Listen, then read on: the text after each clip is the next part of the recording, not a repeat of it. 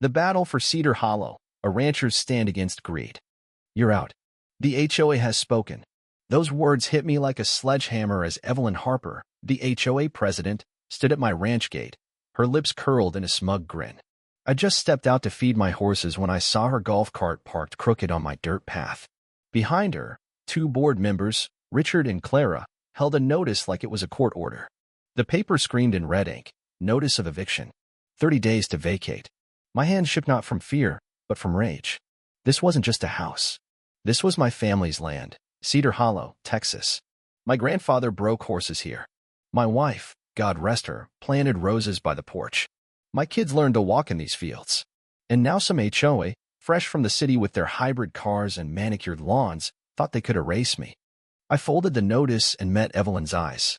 "You're making a mistake," I said low. She laughed. 30 days, rancher. Start packing."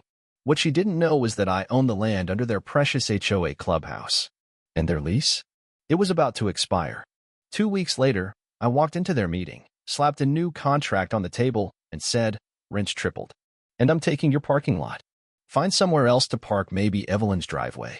The room gasped. Evelyn's face drained of color. But that was just the start. I'm James Tucker, 54, a widower and third-generation rancher. Cedar Hollow's a small town where folks still wave from their trucks and bring you a casserole just because.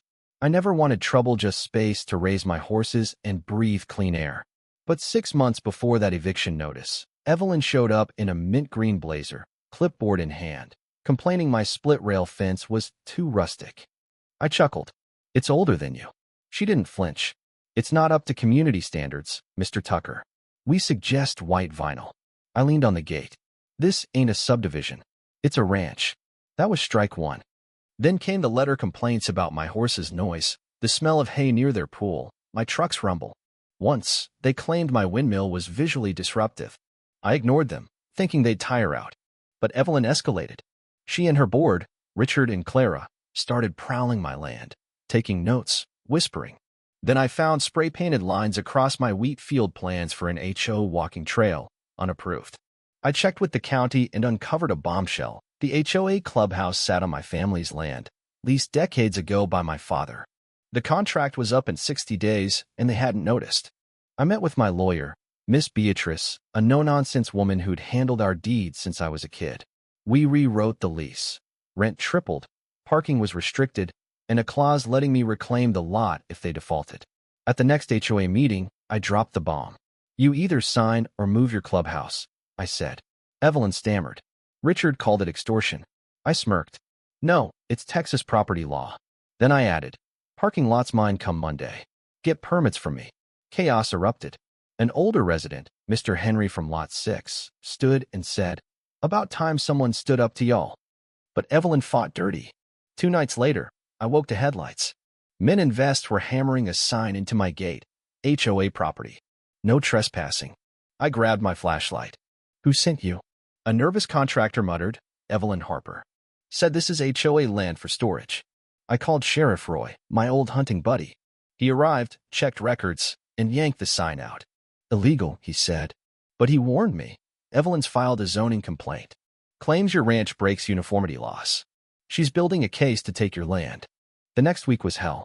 Citations on my barn, warnings on my door, a drone buzzing my horses. Neighbors split some, like Mr. Henry and the Garcias from Lot 10, backed me. Others whispered I was trouble. Even the diner's cook, Maggie, stopped smiling when she poured my coffee. But I had a plan. Beatrice dug up every title, lease, and boundary map. We found a 1984 clause letting me cut the HOA's utilities, water, power, internet if they breached the lease. I was ready to flip the switch when a black sedan rolled up. Out stepped Senator William Vance, a man I hadn't seen since my wife's funeral. With him, 2 county inspectors and an injunction signed by Judge Laura Klein, Evelyn's friend. "No utility cuts," Vance said. "This is politics. Your ranch is in the way of a suburban boom. Sell now or lose it all." I clenched my fists. "I'm not selling my legacy." He shrugged and left. Then came reporters, fake fines, and someone spray-painted hillbilly across my barn. I hosted a barbecue, invited everyone, and told them, if they take my land, yours is next. The crowd clapped. The tide turned.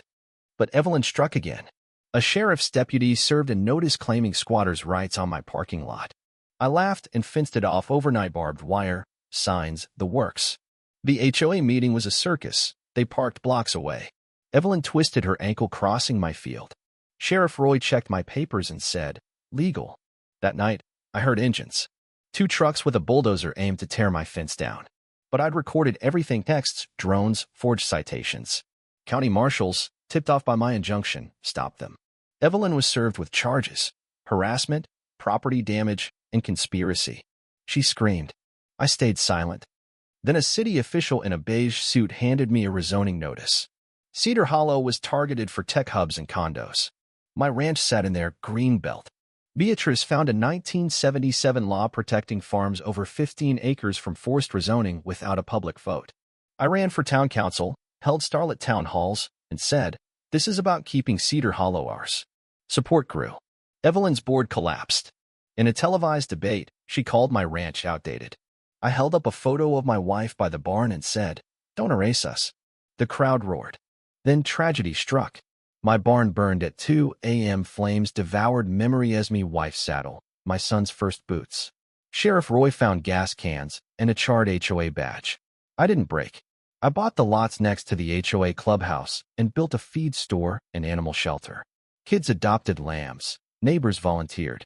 Evelyn, now a consultant for Westview Corp., pushed buyouts. But a sabotaged bridge on my land sod to collapse changed everything. A U-Haul with her initials was found nearby. At a town meeting, I showed the burned barn and broken bridge. "They'll hurt your kids to win," I said. The room stood, pledging to fight. Westview sued, claiming I'd tricked the lot sellers.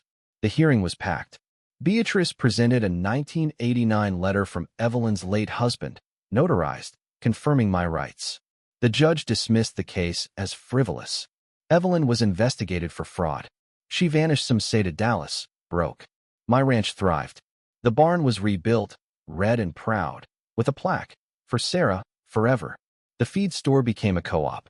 The wheat field bloomed, drawing visitors statewide. Cedar Hollow called my ranch its heart. A year later, sipping coffee on my porch, I smiled. I'd faced fires, lawsuits, and greed, but I stood firm. You don't bow to money or power. You protect what's yours. Because when your roots run deep, no flame can burn you out. What do you think? Was I right to fight, even when it turned ugly? Should I have sold and walked away? Share your thoughts below, especially on violence and injustice in everyday battles. Take a stand, let's hear your voice.